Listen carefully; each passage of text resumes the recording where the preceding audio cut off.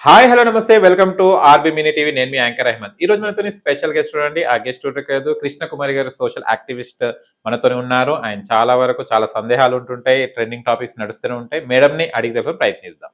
నమస్తే మ్యామ్. నమస్తే. ఎలా ఉన్నారు? బాగున్నాను.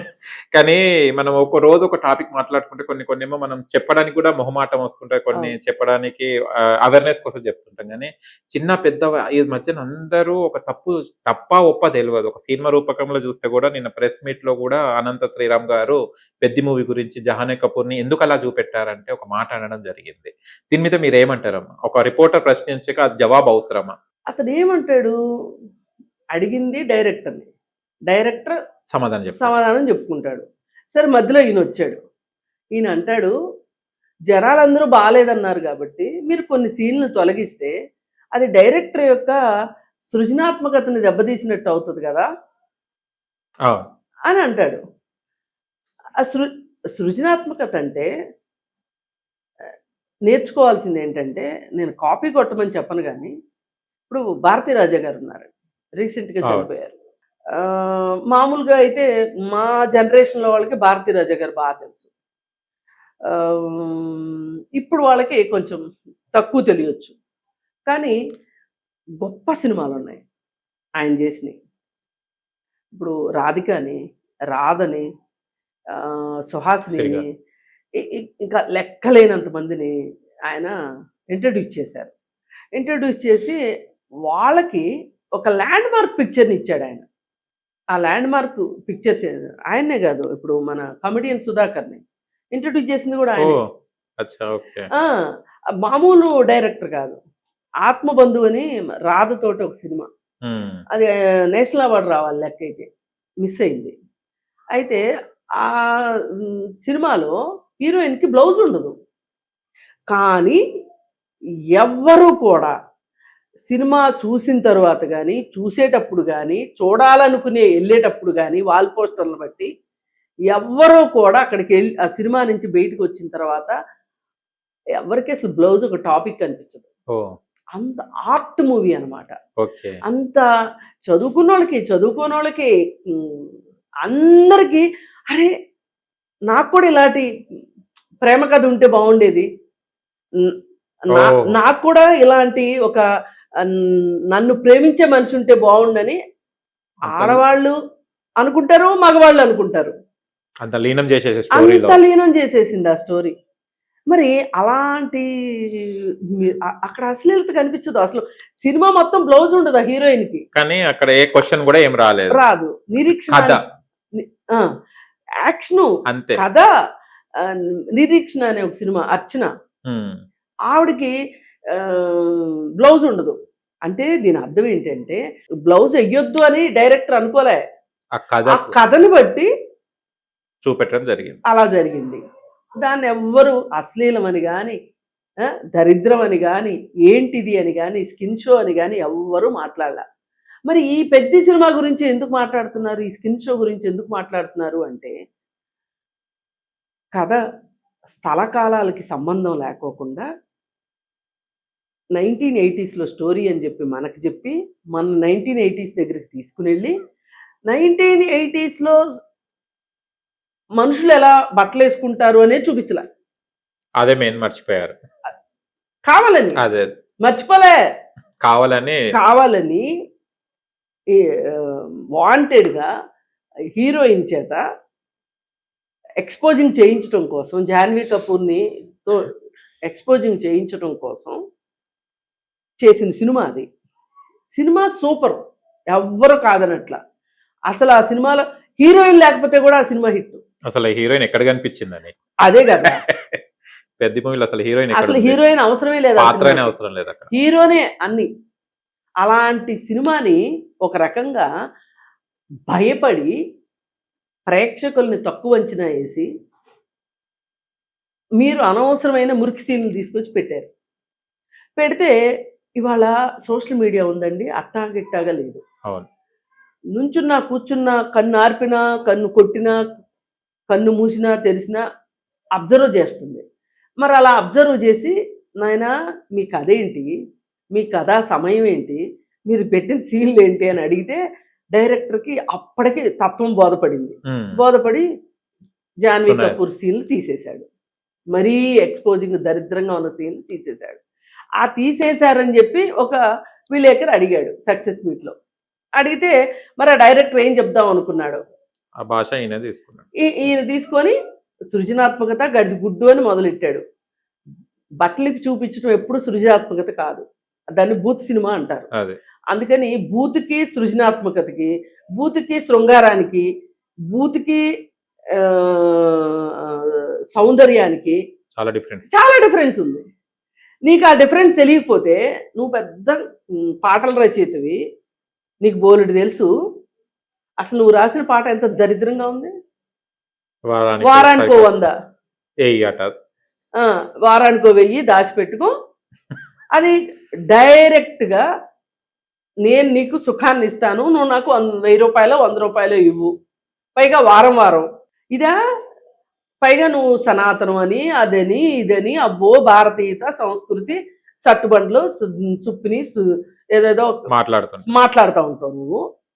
నువ్వు వచ్చేసేసి ఇట్లాంటి పాటలు రాస్తావు. ఇదేనా? వీళ్ళు నోరులు తెరిస్తే ఢిల్లీ దాకా మాట్లాడతారు.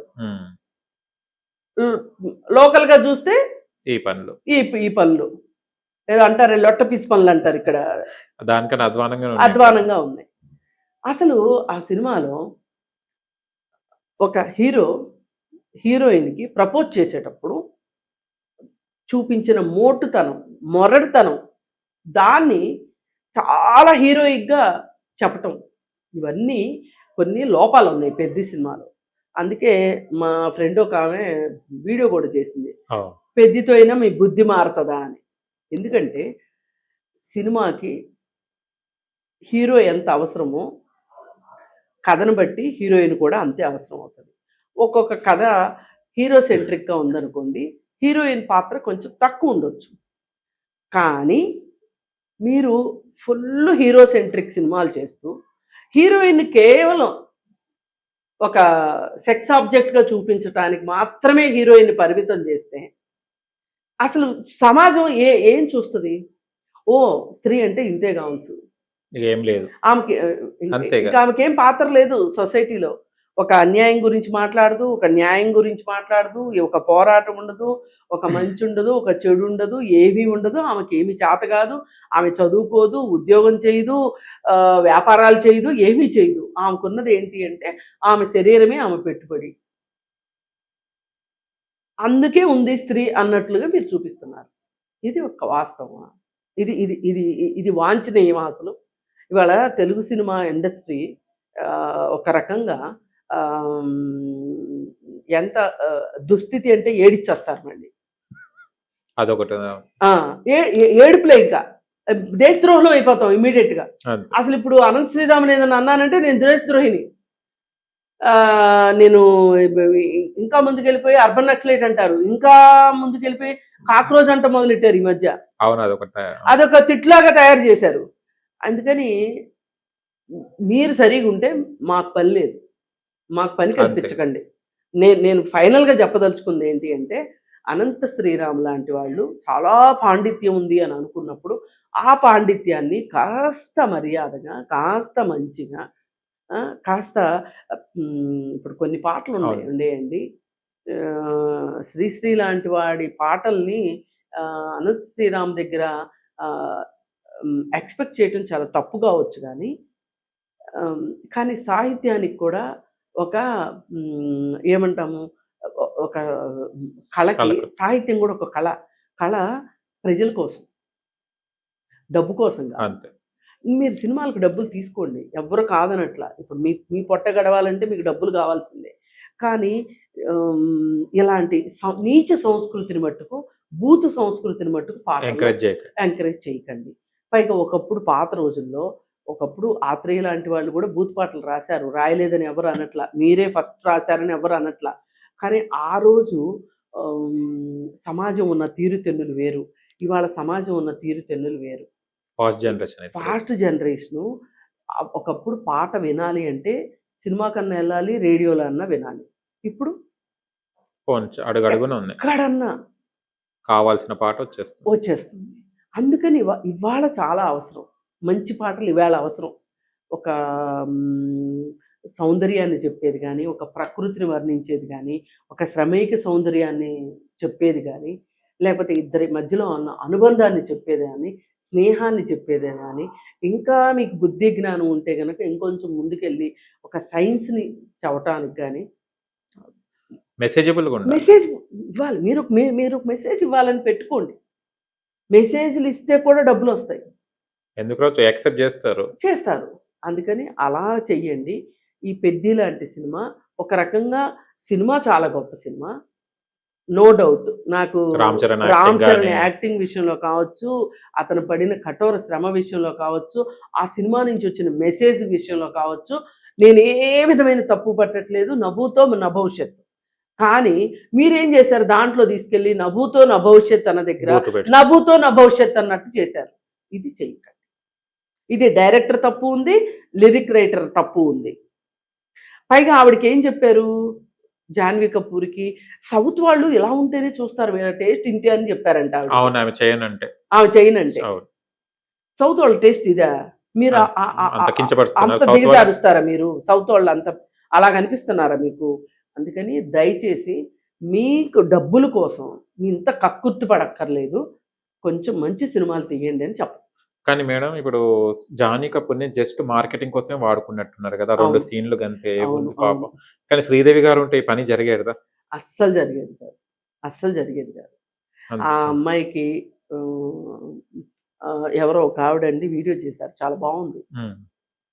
అయోమయంలో శ్రీదేవి, కక్కుర్తిలో బోనీ కపూర్, ఎటూ తేల్చుకోలేని జాన్వీ కపూర్. బా! ఆమెమో అయోమయంలో ఉంది, అంతే. వెళ్ళిపోయింది. అవును. తండ్రి ఏమో ఈ పిల్లల మీద సంపాదించుకోవాలని చూస్తున్నాడు. ఈ అంతే. పిల్లలకేమో ఏమీ తెలియదు. ఎంత దారుణం అండి. గైడెన్స్ లేదు. గైడెన్స్ లేదు. ఆ రోజు శ్రీదేవి చనిపోయిన రోజున కూడా చాలా మంది ఇదే మాట్లాడుకున్నారు. ఇద్దరు ఆడపిల్లలను వదిలి వెళ్ళింది శ్రీదేవి. వీళ్ళ భవిష్యత్ ఏంటి? వాళ్ళ వాళ్ళ భవిష్యత్తు ఏంటి? ఆ తండ్రి చేతిలో ఆ పిల్లలు ఏమవ్వబోతున్నారు?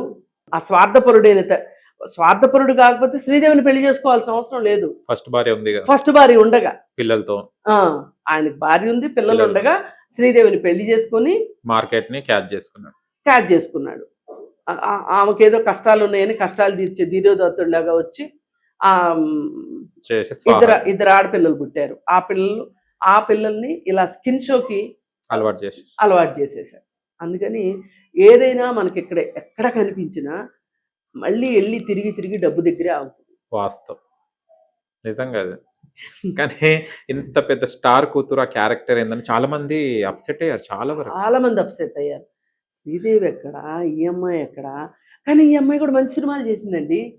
హిందీలో మంచిగా ఉన్నాయి. సౌత్ కి వస్తే ఇట్లా వస్తున్నాయి. దేవరాలో కూడా ఏముండదు. దేవరాలో కూడా ఏముండదు. ఎందుకు అట్లా ప్రొజెక్ట్ చేస్తున్నారు అమ్మాయిని అన్నది అసలు కాదండి. ఏ హీరోయిన్ కి పాత్ర ఉంది చెప్పండి వాళ్ళ తెలుగు సినిమాల్లో? ఒక 2 డాన్స్లు, 2 డైలాగులు, పిచ్చి డ్రెస్సులు వేస్తేనే పూర్తి మోడర్న్ డ్రెస్సులు, లేదు అనుకుంటే లంగా ఓణీలు వేస్తే కూడా మరింత ఎక్స్పోజింగ్. అందుకని ఈ విధానం మట్టుకు తెలుగు ఇండస్ట్రీ మార్చుకోవాలి. పైగా కోట్లు పెట్టి సినిమాలు తీస్తున్నారు, 100 కోట్లు పాన్ ఇండియా మూవీస్ తీస్తున్నారు. కానీ బుద్ధి మట్టుకు ఏమంటారు, లోటక్ అంటారు చూసారా, అలా ఉన్నారు. ఈ విధానం మారకపోతే కనుక తెలుగు ఇండస్ట్రీ మారాల్సింది ఎక్కడ అనే ప్రశ్న కూడా వేసుకోవాలి. డైరెక్టర్స్, ప్రొడ్యూసర్స్ మారితే ఎంతో కొంత చేంజ్ వస్తుంది. ఇప్పుడు జాన్వీ కపూర్ నేను చేయనంటదండి, ఇంకొక ఆమెను తీసుకొచ్చి పెట్టరా? సేమ్ అదే కదా, తప్పదు అది. అందుకని ఇక్కడ మారాల్సింది ఎవరు? డైరెక్టర్, ప్రొడ్యూసర్ మారాలి.